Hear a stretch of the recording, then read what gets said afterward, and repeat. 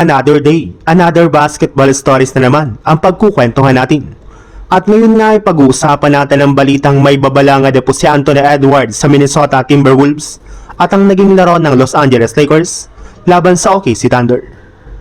Dala-dala para naman nga po talaga ng Minnesota Timberwolves ang napakalaking momentum na kanilang nakuha sa panalo nila sa kanilang serye laban sa Denver Nuggets matapos nga po nila itong gamitin para masabayan at matalo ang San Antonio Spurs sa kanilang Game 1. At dahil nga po dyan, naagaw na nga po ng Wolves ang home court advantage sa kanilang serye kontra sa San Antonio Spurs at may pagkakataon pa nga po sila na makuha ang 2-0 na kalamangan kapag naipanalo nilang muli ang kanilang Game 2. At sa pagtatapos nga po ng kanilang laban ay kitang-kita nga po sa mukha ni Anthony Edwards ang saya ng kanilang panalo.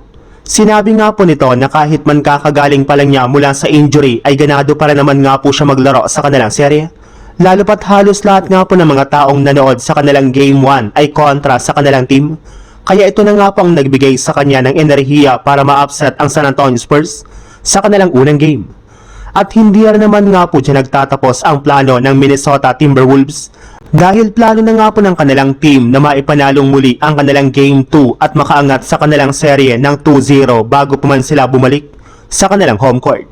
Sa ibang balita naman, sa pagsisimula pa lang nga po ng Game 1 ng OKC Thunder at Los Angeles Lakers, halos lahat na nga po ng mga analyst ay naniniwala na ang OKC ang limado sa kanilang serye lalong-lalo na sa kanilang unang game na gaganapin sa home court ng Thunder.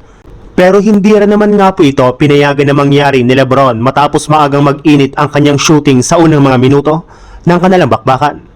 Naging agresibo nga po ito pagdating sa scoring na siyang rason bakit maagang nakalamang dito ang Lakers at nakasabay sila sa ating defending champions sa majority ng kanilang laban. Ang kaso lang kahit anuman nga pong ganda ng ipinapakitang performance ni LeBron sa Game 1 ay natalo para naman nga po sila dahil bukod nga po sa kanya ay wala rin naman nga pong nag-step up dito pagdating sa kanilang opensa. Ang inaasahan nga po nilang second option na si Austin Reeves ay masyadong nag-struggle sa kanilang unang game. Sa pagtatala lang naman nga po nito ng 8 points sa kanyang 3 out of 16 shooting sa field goal at 0 out of 5 naman sa 3-point line. Samahan mo pa ng kanyang nagawang 4 turnovers at -10 pagdating sa efficiency ratings. At dahil nga po sa napakalamyang performance na ito ni Austin Reeves, ay marami na nga po sa mga fans ang nagsabi na dapat na nga po talaga na i-trade si Reeves sa darating na off-season since masyado nga po ito nag-i-struggle pagdating ng playoffs.